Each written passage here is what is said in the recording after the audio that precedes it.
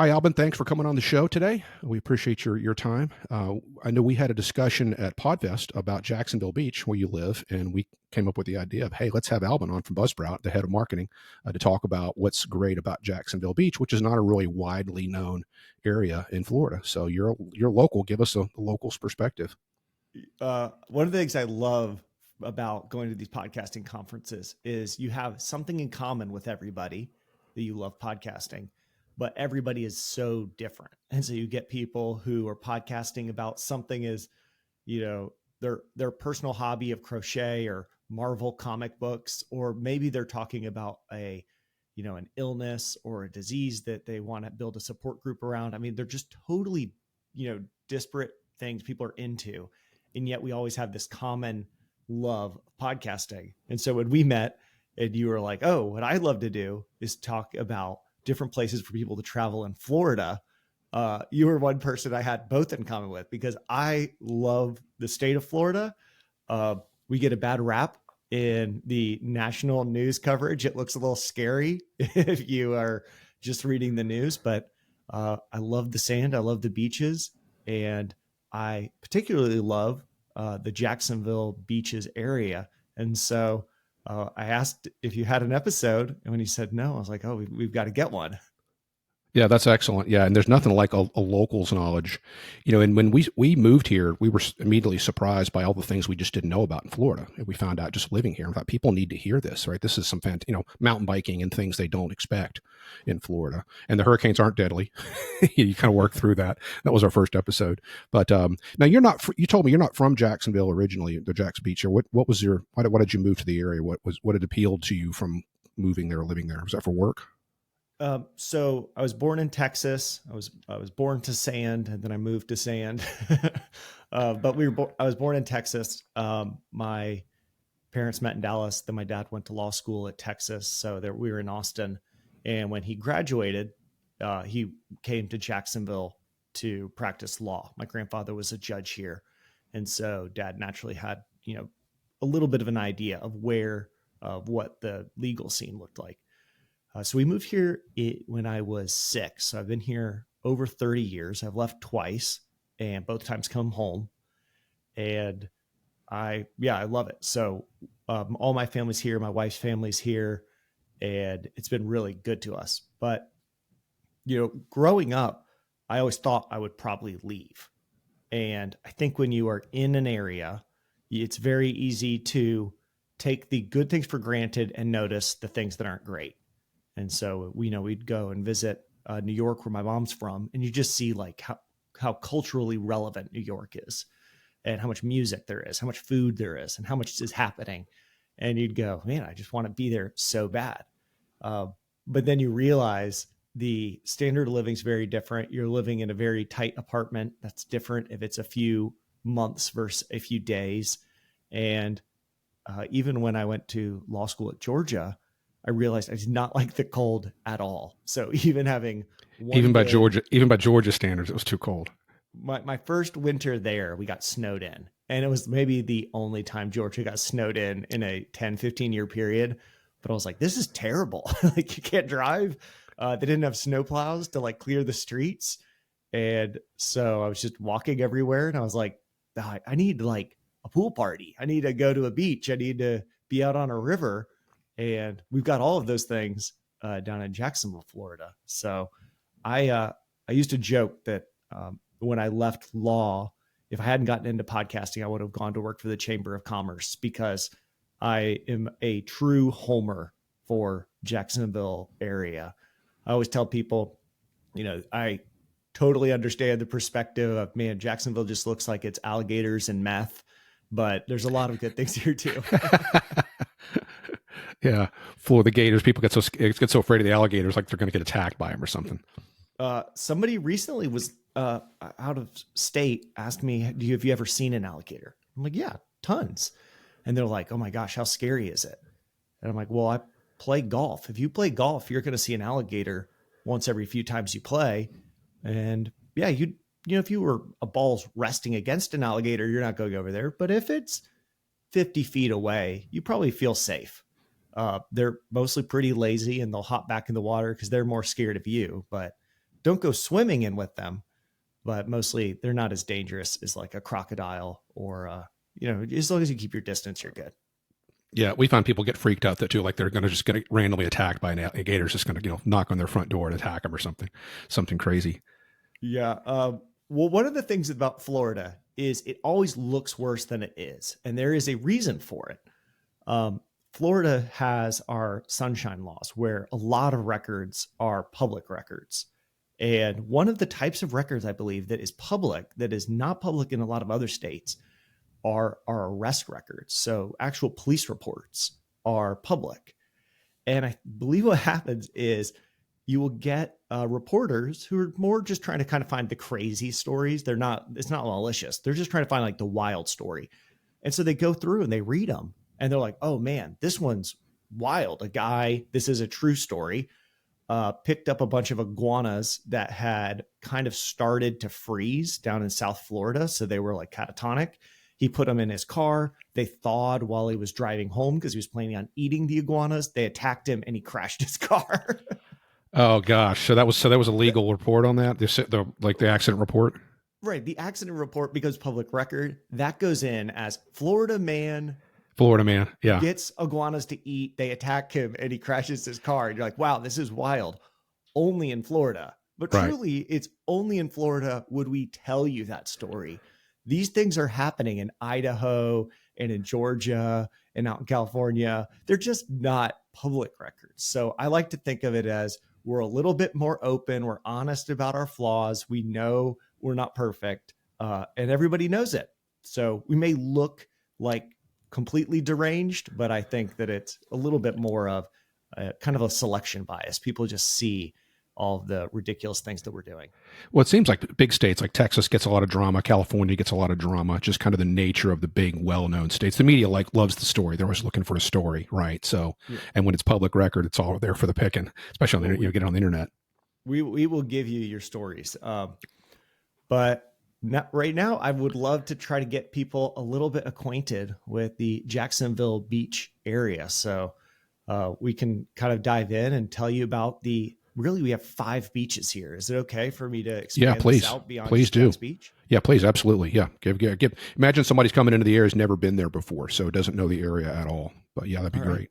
So a lot of people know Jacksonville is one of the largest cities in the United States. It's the largest in the contiguous 48 states. I think there's a few cities that slightly are bigger in Alaska, but we have the biggest city, and it's just land. It's just a massive amount of land. It's actually why Jacksonville is often seen as being so conservative, because our city includes all of the rural areas around the city. So a very large city, county, Jacksonville. But for some fluke, the beaches are a separate city. Jacksonville Beach is a separate city. Neptune Beach is a separate city. Atlantic Beach, separate city. Ponte Vedra Beach, separate city. Mayport. These are all very tiny cities. So Jacksonville Beach, where I live, is something like 27,000 people.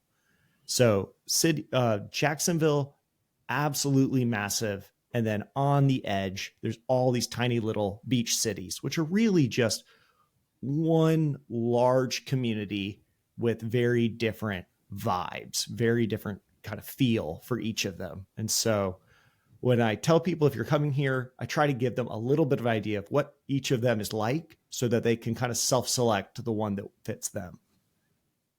Interesting. So those towns, they have their own police departments, their own mayors. I mean, it's legally, it's like Miami Beach to Miami, same kind of thing, just much smaller, right?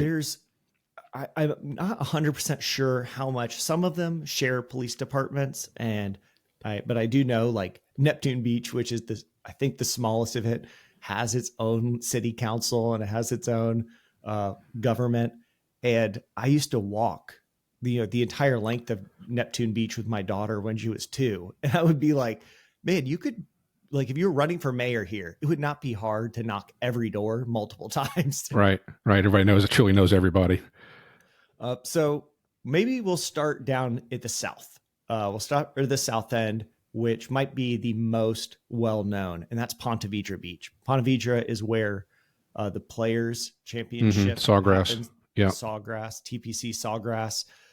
This is the most affluent. This is exclusive. This is get a credit check if you want to come down here. It's going to be expensive. It's a little bit pretentious. You've got a lot of you're going to get plastic surgery. Let's say that there's plastic surgery places around here. And I don't mean any of this negatively. Every one of these beaches, there's some of my personality in it. So this is kind of the high society part of the beaches. Then you move north, Jax Beach. This is where I live. Jax Beach is where all of kind of the burned out surfers are. You get lots of college kids. I moved out here during college.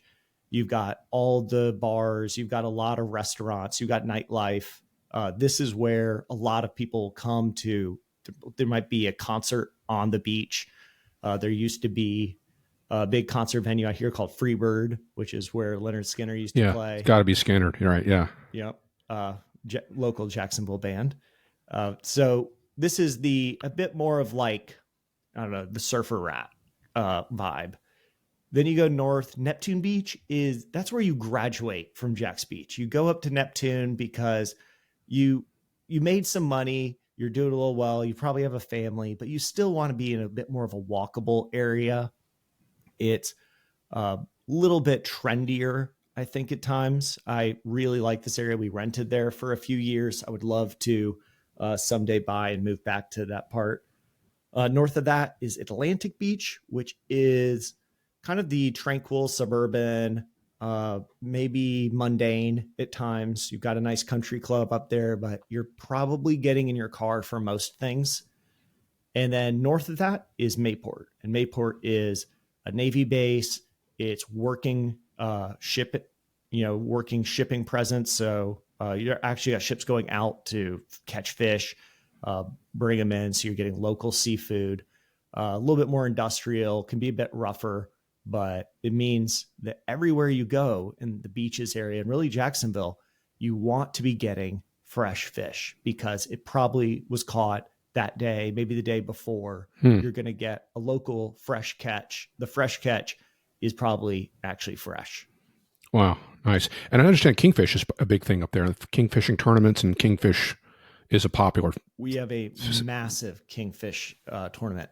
I am not a fisherman, so I can't tell you too much. I know we get flounder. I know we get redfish. I know we get all sorts of stuff because we have freshwater, we have brackish water, and we have the ocean. And so the combination of all three means that we have just tons of variety in the fish that we get. And you can probably get most of those at a local Jacksonville restaurant. Yeah. Is there a good fish market, like your favorite fish market in Jax Beach? One you recommend? Feel like we go and get fish that often without, just going to and buying it, getting it at a restaurant. So, okay.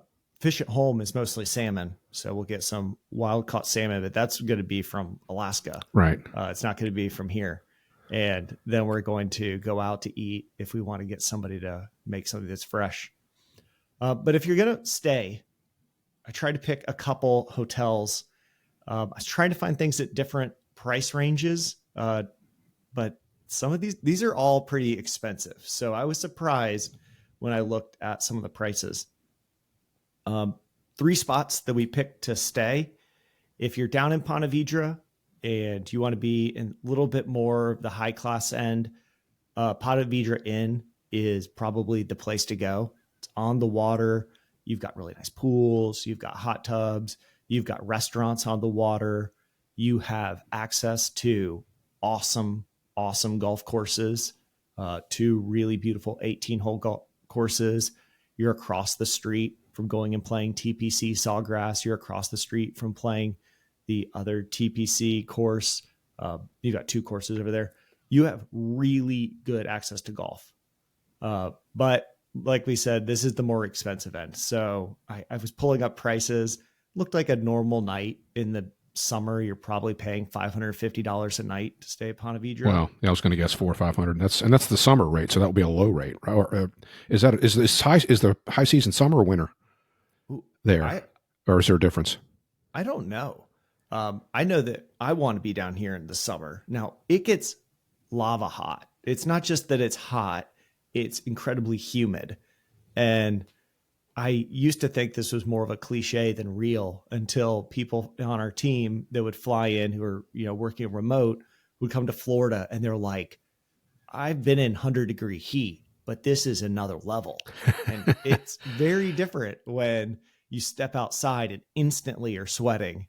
And when you're 100-degree heat in Arizona, to me feels like, oh yeah, this is like high 70s, low 80s. Like it's warm, but I'm still dry.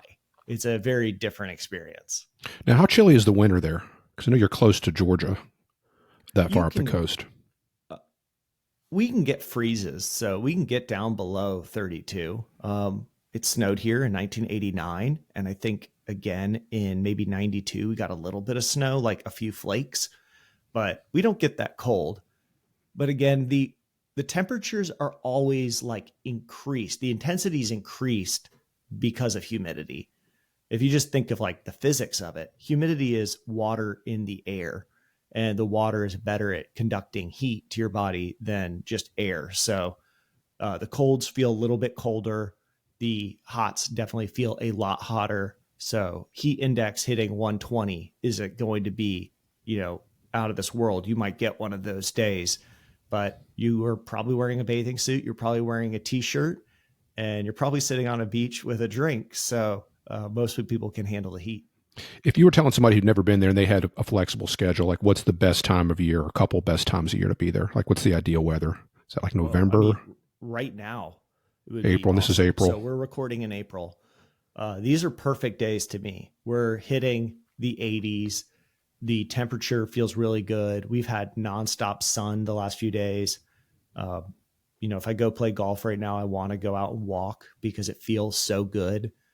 And I think you're not just, especially if you're from up north, you're not just, getting what we have to offer. You're also getting an alternative to maybe it's still pretty cold. I'm really over it. I'm tired of all the cold. I'm ready to get something nice and warm and be outside. That's what we have to offer right now. And then the, 6 months from now, or maybe like 5 months from now in the fall is also really nice. It's cooled off in September, beginning of October. But the nice thing then will be the water will be warmer. So the water is cold right now because water's always kind of lagging behind. It takes a while to warm up. But when you get to the fall, you're going to have these nice temperate temperatures. You're going to have a good feel. You're going to have a lot of sun. And then you're also going to have the benefit of when you jump in the ocean, it's nice and It's warmer. warm. It feels Yeah. good. I think a lot of people probably wouldn't think of that, but that makes perfect sense. Especially this year, the water was so warm last summer. The record ocean temperatures, I think, around most of the Atlantic and the Gulf, which is Yeah. crazy. Not good news for maybe the world at large, but great news For swimming. for people who want to jump out there and swim or surf or just enjoy a little bit of water and make a Yeah. sandcastle. Nobody looks for cold ocean. You got that, get that in California. So you mentioned golf, changing subjects a little bit. What's the good local course that you would recommend? Like where do you play typically? Uh, I mean, if I'm just going out for a random day, Jack's Beach just has a public course that is pretty close to my house. So that's really nice just to jump out there, play. I think it's consistently rated a very nice municipal course. It, I think, is one of the 3 busiest courses in the United States in the amount of rounds that they do. So they're pretty much booked every 12 minutes, or they try to do it every 9 minutes, but it's really every 12. You've got 4 people going out, and they do it almost all day, every day. Wow. So you want to book that a little bit in advance, but there is a ton of golf. So if you know somebody who's local that's a member at places, we have consistently, if you look at, Southeast United States or even nationwide, we'll consistently have a few of the very top courses in all the country. But a lot of them are private. So if you know people in the area who are golfers, you can get into go play Timuquana, or you go play TPC Sawgrass, or you can go play some of those courses over in Ponte Vedra. Or if you're really fortunate and you get into a place called Pablo Creek, all of those are just insane golf. And you're out in a beautiful area. You kind of get some of these old Florida vibes with lots of palmettos and lots of oaks and lots of sand and water, and you're going over marshes. You can get some really, really pretty areas that you're just going to get to see a little bit of what Florida has to offer. Excellent, excellent. Well, changing subjects a little bit, let's talk about food. Our favorite Okay. topic. Heather's want to hear this too. So, what are your like? What would you recommend? Like, what are the best like local restaurants? Different, breakfast, lunch, dinner, different styles of food. What would you recommend? Okay. So I've got a few options for each of these. We've got some breakfast, we've got some lunch, we've got some casual dinners, we've got some nice dinners, we've got some bars. I can start at the beginning of the Yeah, day. start with breakfast. Let's go. All right. So if you come to Jacksonville and you want to get breakfast or brunch, I would say you've got to go to Metro Diner.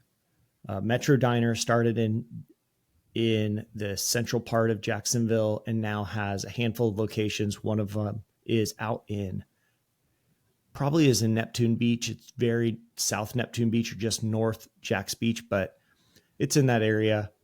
Metro Diner, you're going to want to order chicken and waffles, maybe even a half order of chicken and waffles or split it. But this is just phenomenal fried chicken, which Jacksonville's going to have good fried chicken.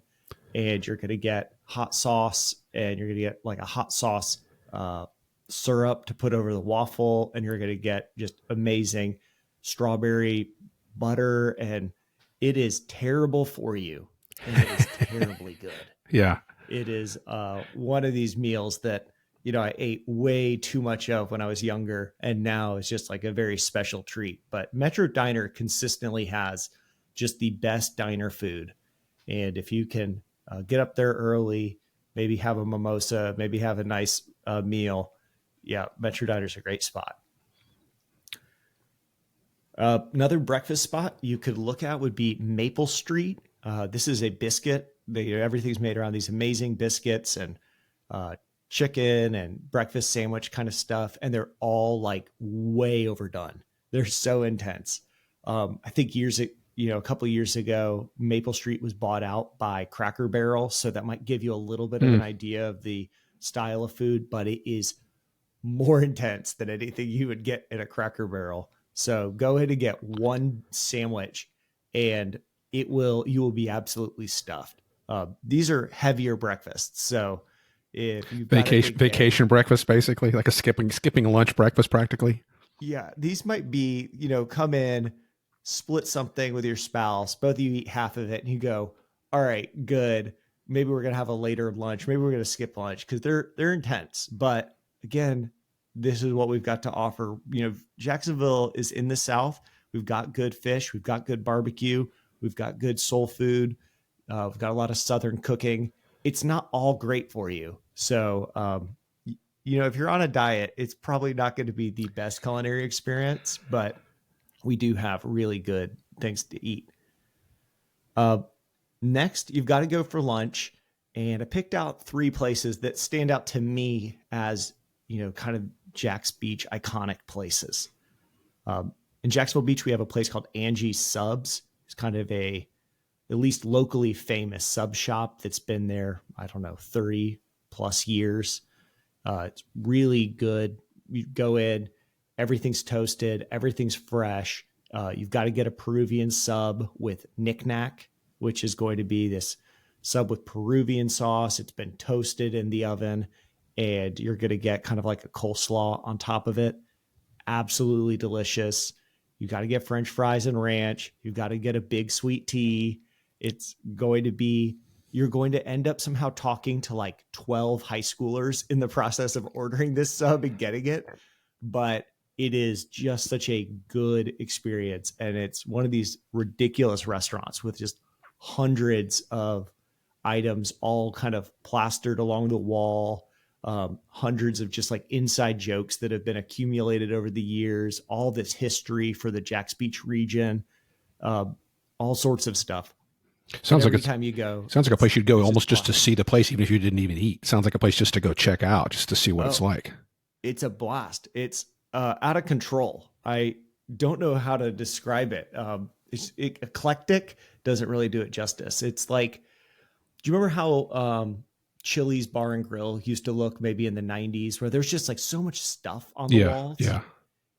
it's like if somebody saw that, described it, and then went like 5x beyond that. And there's just nonstop stuff everywhere. That's a bit of what I think of when I think of Angie's Subs. If you want to travel up into the Mayport area, there's another restaurant that I love called Hangar Bay. This was a guy who was in the Navy, got stationed in Japan, came home and said, okay, there's no good ramen. So I'm going to bring ramen back from Japan. And I'm also going to combine it with some of just the culture of the Navy and also some Southern cooking. So my favorite thing to get at Hangar Bay is Hellfire Ramen. And you're going to get some fried chicken with that. And you've got to get a Sapporo beer. Of course. Yeah. Japanese beer.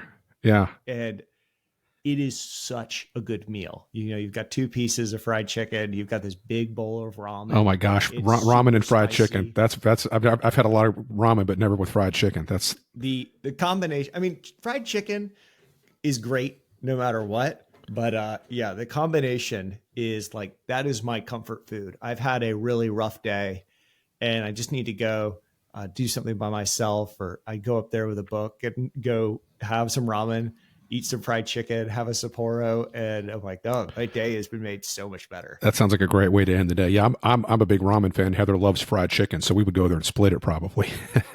that sounds like a perfect lunch for you. We'll have to check that out. Yeah, I was in the Navy, so I got to check out the Navy side of it too. So that's pretty cool. So where else? What are your other favorite spots? And then if you just want like a pretty relaxed barbecue place, you go to Bearded Pig in Jax Beach. Get a brisket sandwich, get their baked beans. You can get yourself a drink, just really relaxed atmosphere, very quick barbecue place. Now we're thinking maybe we're coming out for dinner. Maybe let's start with the casual side. Does that sound good? Yeah, great. Start cheaper, start on the cheaper casual side. Yeah. Now, one of the benefits is, as far as travel goes, we are not Miami. We're not New York. We're not Hawaii. We're not going to be something that expensive. So even when I talk about expensive, I mean, $550 for a hotel room, that is expensive. That's at the very top end of what you could spend in Jacksonville. If you are looking at something, you can go to the second best hotel in all of the beaches area, and that's probably One Ocean. That's $200 a night. Oh, that's not bad. On the ocean. Okay, that's waterfront. That's with a pool. That's walkable to a ton of these restaurants. One Ocean's the name? One Ocean. That's in Atlantic Beach, right on the edge of Atlantic and Neptune. And that's a phenomenal place. I think a lot of times when visiting NFL teams come to town to play the Jaguars, they're either at One Ocean or they're going to be down there in Ponte Vedra. Oh, wow. Club. Okay. So then they'll just, at least if they're lucky and they get out at the beaches, sometimes they'll be downtown, not as nice of hotels, but then they'll bust the team in. So casual dinner, Valley Smoke, another excellent, a little bit higher class barbecue place. This is like a sit down. They've got an amazing bourbon selection. You could sit inside or out. And if you're outside, it's awesome because you're on the intercoastal. All of the Jacksonville beaches are barrier islands. I think we're technically barrier islands, but we are islands out where on one side you've got the ocean and on the other side you've got the intercoastal. And so it's really, really nice that you're on this intercoastal. Across from you is just totally wild, old Jacksonville foresty area.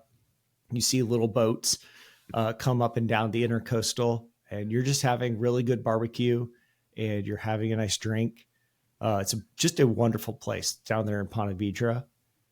And then the Jax Beach staple, anybody from Jax would tell you, you've got to go to Taco Lou. These are just phenomenal tacos. This has been a restaurant for, at least the building has been a restaurant for, I don't know, at least 100 and something years. It used to be called the Homestead, but now is a taco place called Taco Lou. And you've got to get some bangin' shrimp tacos. It's fried shrimp tacos in a, like a buffalo hot sauce, carne royale with brie cheese and cut up uh, grapes and filet steak in there. The Carne Royale Wow. is a Heather great would get taco. that. Heather, that would be Heather. Yeah. I every time I go, I have to get those two tacos. I mostly get a third, based on what's the fresh catch of the day, what's going to be a really good. Okay, we've got mahi right now. That's going to be great. Let's get a mahi taco. And you've got to order a deer and beer. A deer and beer. I have no idea why it's called a deer and beer. The deer, it is a shot and a drink. So you're getting a beer and a shot. I'm not sure what the shot is, but you've got to get a deer and beer if you go to Taco Lou. It's a mystery shot, basically. It's not a mystery. Probably there is a deer on the bottle of whatever it is. Jaeger or something, maybe something that has a deer on it. Jaeger. No, it's not Jaeger. I think it's a whiskey of some kind, but I've never inquired beyond. Just gone, oh, let me get a deer and beer. Okay. Sounds more like venison, but yeah, it's obviously a whiskey. That's or something alcoholic anyway. So Yeah. cool. And then nice dinner. I've got 3 spots for you. If you like sushi, if you like really good, kind of the small, Japanese style food, then Oku is in Jax Beach. That's going to be, you're going to get to sit on the roof. You're going to get to look out at the ocean. Just a really nice atmosphere. You're going to have a nice breeze coming through. You're going to get a nice cocktail, and you're going to get really good ahi tuna, or you're going to get some amazing sushi rolls. That's one of these spots that my wife and I love to go on a date night. You go down to North Beach Fish Camp. That's going to be up in Atlantic Beach. You get a blackened catch with maybe some grits, some collards, some Tazo ham gravy. Oh, Southern style there. Yeah. I'm trying to find, and again, that's just me saying blackened catch. I don't know what the catch will be, but I will always say, what's the fresh catch? And they'll go, okay, here's what we got from Mayport today. 1, 2, 3, 4, 5. And you go, okay, yeah, absolutely. That's what I want. You pick one. Oh, you pick one of the catch and they blacken it. Yeah. I don't ever come to a place that's catching fish and get something that got shipped in. Right. Now, I know I said we get salmon for our family because my wife just loves salmon. But besides that, it's going to be something that was caught that day. So you're going to get just a much better piece of fish if you get whatever they say. Yeah, that's the fresh catch right now. A few episodes we did a episode on seafood in Florida, how great it is, and that was one of the things we recommend is like get fresh local fish. Don't go to Red Lobster and get anything frozen, or don't get the local fish, because a lot of places you're getting it that day. You're not going to get any fresher seafood, and that's been one of our most popular episodes. No big surprise, but that episode's done well, so obviously people are interested in it. We had some family come into town recently, and we ended up getting some red grouper. For $33 a pound, but it was worth it, and it was just fantastic. The fresh fish, that's one of the best things about Florida is the fresh seafood, no doubt. You really don't really notice how nice that is until you go away. So I was recently in Phoenix, and I got some meal with like just shrimp, and I was like, man, this is not good. And it was a nicer restaurant, and I sent something to my friend. He's like, yeah, why are you in Phoenix getting seafood? Yeah. And I'm like, oh, yeah, this is, the logistics don't make sense unless they're flying it in that day. Yeah, flying shrimp in. Yeah. It's all been frozen and it's all been shipped or has been brought in. And so you're not going to get as high quality of seafood as you can get in Florida. It's just a lot easier for us. And then last but not least, Dwight's. This is one of the restaurants my wife disagreed with me on, so take it with a grain of salt. But Dwight's is kind of like a high-end restaurant that when you walk outside, you remember, oh, this is in like a shopping mall. It's not like a true mall, but it's like a strip mall. Yeah. You just go to this place called Dwight's, and inside it's amazing food. So it's Italian style food. I think you get a lot of like homemade pastas. Every meal comes with ravioli that was made that day. The pasta is made in-house. They have amazing, I love to get the sea bass if I can. You're going to get some ravioli. You're going to get a glass of wine. I always think Dwight's is exceptional, and it's always the same people. Dwight is almost always working, and they're going to make a great meal, but it is a bit louder. So If you go and it's full, it's a small restaurant. There's probably only space for 40 people. And so if it's packed out, the volume goes up. And if you're like my wife and you want something quieter, you still might be like, man, this is a bit of an intense meal. Yeah, just loud. Yeah, some people obviously would want it. See, I'd go loud and go for the food, but Heather probably, like your wife, would want that's too loud. I want to go someplace quieter. I think that's just a reasonable preference for people for sure. Yeah, I'm from a family of 7, and so we're used to talking over each other. So if you're talking over people at the next table too, I think it feels a little more natural. Now, after eating, so going out, what are the best bars? What's the nightlife down there? Do you have any live music places or anything like that you'd recommend? You've got live music, you've got lots of bars, but my favorite bar is probably one that you've gone to before you went to eat, and that is Lemon Bar. Lemon Bar is attached to this rundown hotel up in Neptune Beach, but it's on the ocean and it's all outdoors. And you just go up and you order yourself a drink. Probably what I would recommend is go get a lime Gatorade. These are just, it tastes like a Gatorade and it is alcoholic. The way that they can mix flavored vodka and a little bit of sour mix and water and it comes out tasting like a Gatorade doesn't make any sense to me, but it's the most refreshing drink you can have. You go sit out there and you just look at the waves and you're sitting right behind the dunes. It's a great atmosphere if you just want to go and relax and have a couple drinks. Lots of people are just kind of walking off the beach right there. And then they're walking into Lemon Bar. It's where for years, Jacksonville Jaguars quarterback Blake Bortles would always be spotted almost every weekend. Oh, wow. Cool. This is where you go just to relax. Very casual. No one's getting dressed up. Most people are just throwing on a shirt over their bathing suit and sitting there in flip flops. So you said you'd go before dinner. That's obviously for the view. Go while it's light. For the view, and it feels right being in the sun. It feels good that you just came off the beach. Feels good that it's warm still. Yeah, so I love going there. Kind of that's a middle of the day. Go relax and have a drink. Afterward, if you're gonna go out for some nightlife, if you just want a bar scene, you go to Mango's. You could go to the Casa Marina rooftop bar. This is a hotel that I don't know. It's one of the oldest places you can stay in Jax Beach, but it's on the water and they've got a nice rooftop.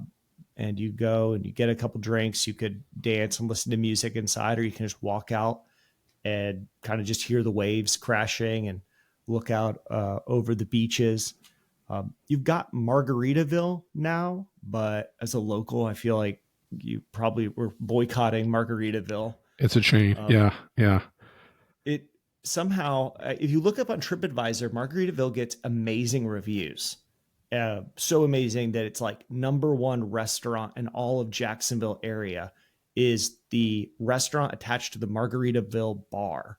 So there's something fishy going on with like, hey, leave us a good review. There's some paid something. There's some ulterior motive somewhere in there, right? There's something going on. I mean, I've eaten there, and yeah, you can get yourself a little bit of bar food if that's what you want to do. You want to sit up at listen to some Jimmy Buffett and enjoy a drink. It's not a bad experience, but it's definitely not the best restaurant in Jacksonville. I would not say it's the best place to stay in Jacksonville. It's not my favorite anything, but you need some chains probably to attract the tourists so that you have a little bit more space at some of these other places. Right. Yeah.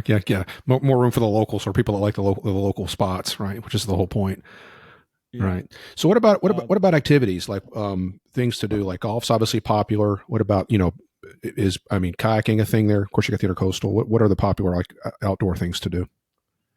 So if you are coming to the beaches, then you've got to go to the beaches. You've got to be somebody who wants to do the physical, active things that the area provides, because we're not going to have the same level of music or cultural events that you're going to have in other places. But we've got all these beaches that you can go hang out in. You can go and hike up at Hannah Park, which is in Mayport. You could go out to beaches out there. There's kayaking in the intercoastal. There, you can go do water sports. If you go into the St. Johns River, you can go fishing, any type of fishing that you want. You can go Uh, you go fish in the ocean, you go fish in brackish water, you can go fish freshwater. You've got a ton of golf. You've got, uh, parks and that you could take your kids to. There's one near that we really enjoy called Sunshine Park, with just a massive playground with kids. It's like all fenced in, so the parents kind of just toss their kids into this massive area and just let them go and run and climb and disappear for a bit. But it's a great fun for kids. And if you want to go shopping and if you want some of that other stuff, then I would recommend that you go over the ditch. So if you're out here at the beaches, people will refer to the intercoastal as the ditch. And then the idea is just like, we don't cross the ditch if we don't have to. So that's a term they call it. It's called the ditch.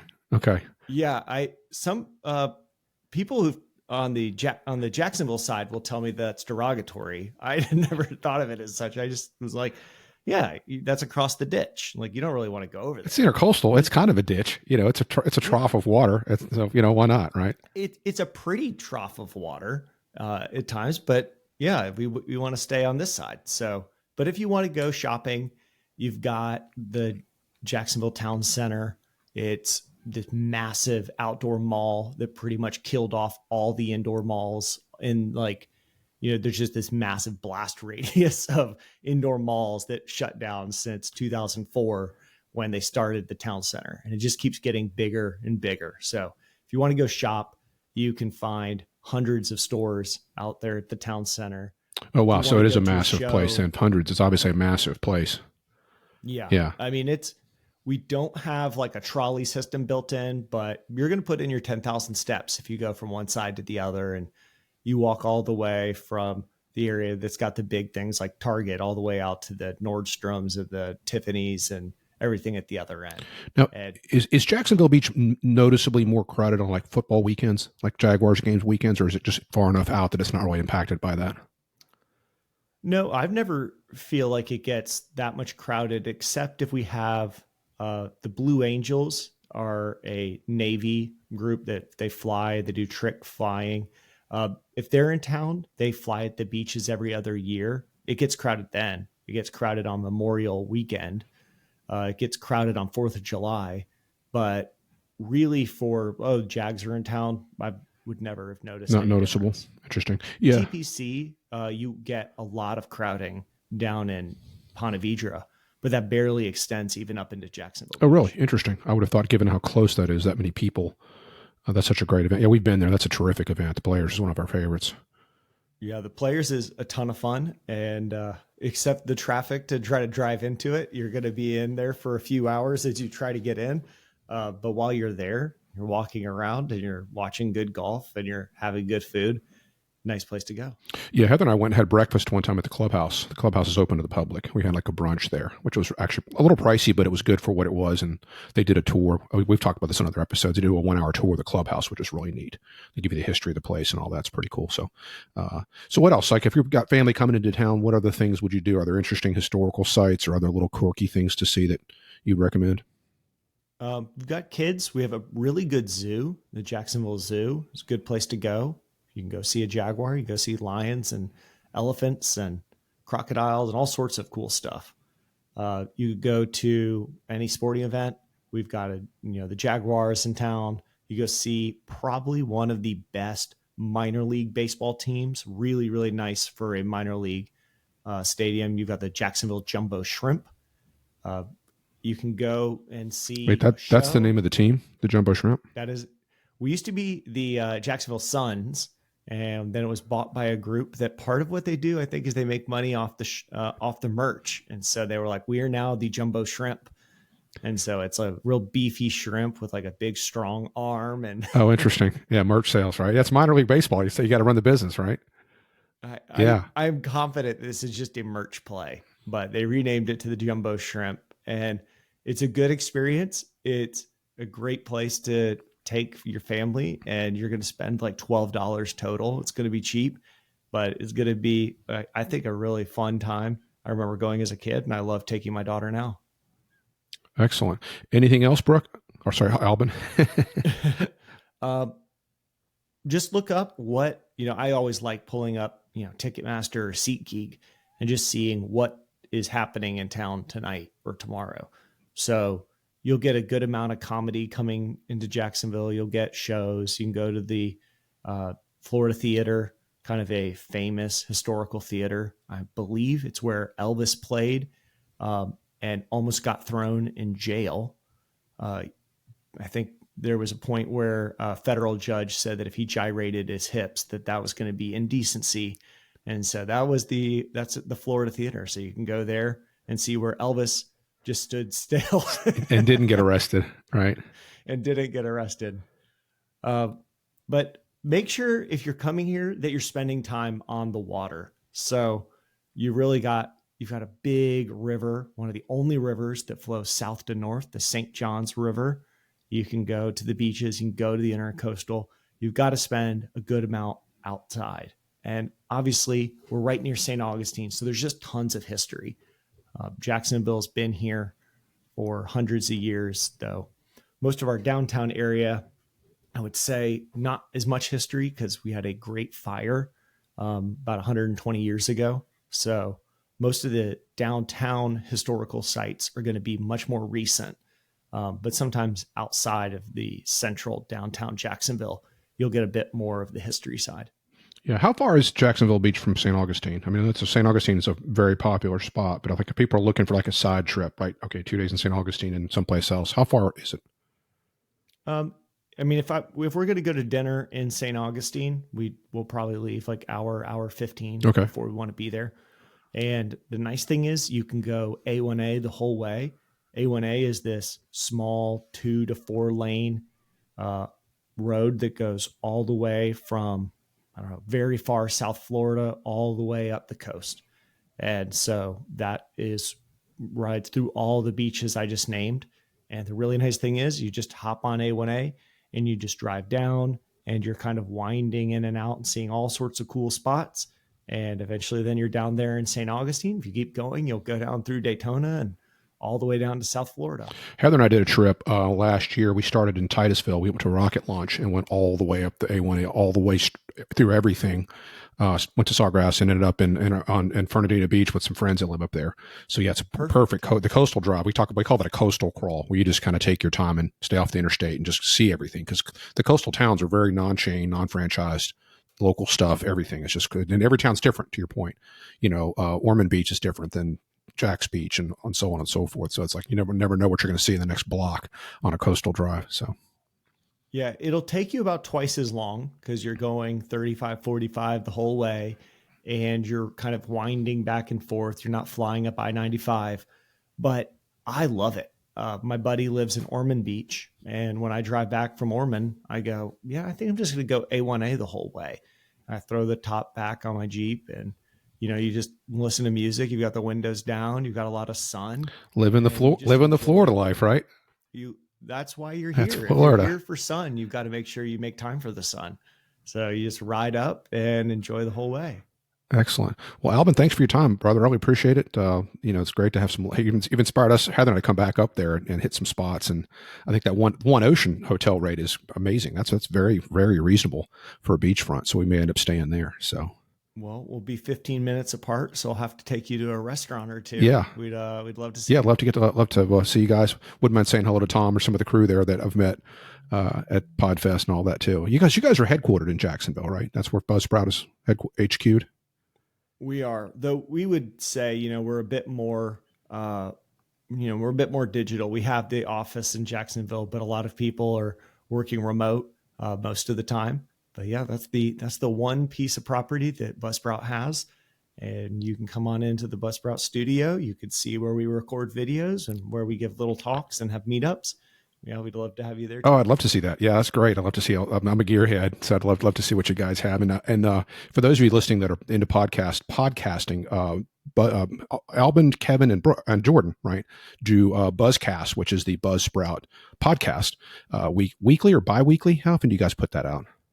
We do it bi-weekly. We are now doing on the off weeks. We're doing a little 5 to 8 minute episodes, but we do a real episode every other week. Yeah, it's interesting. It's about an hour episode. My commute to work is about an hour. I was telling Jordan this at Podfest that it's my perfect drive home. And I love hearing you guys calling out the industry for what it is, whether it's YouTube or Spotify, things that are going on, people that are getting off spec, for RSS and all that stuff. So, but yeah, you guys are a great voice for podcasting and what that means. And it's always fun to see you guys at Podfest every year too. So we appreciate it. And we're big Buzz, we obviously host with you guys. So we're big fans of you guys and your crew and all that. So we appreciate what you guys do. And thanks for the advice, the local advice on Jacksonville Beach. And Heather and I'll definitely get with you guys next time we're up in that area.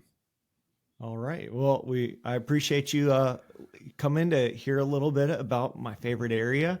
I hope people come and enjoy it. I hope if you go to any of these restaurants that you enjoy the food and have a good time. Yeah, and Alban, I'll put some of your contact info, your work-related stuff in the episode notes, so people want to reach out to you and get advice or just say, hey, thanks for the episode, or to share an experience they had from something you recommended. That'll be a great way for them to reach out and get contact with you. I would love it. That would be great. Excellent. Well, I'll get all your social media links. I think I have your Twitter and your work email, but I'll get everything else from you, and I'll put that in the episode notes for everybody. So again, Alban Brooke, thank you so much for your time and for being on the show, and we'll hope we do this next time. Maybe we'll talk more about Jacksonville. We'll do it again in a few months and get into more of the larger Jacksonville area things you'd recommend too. So sounds phenomenal. Awesome.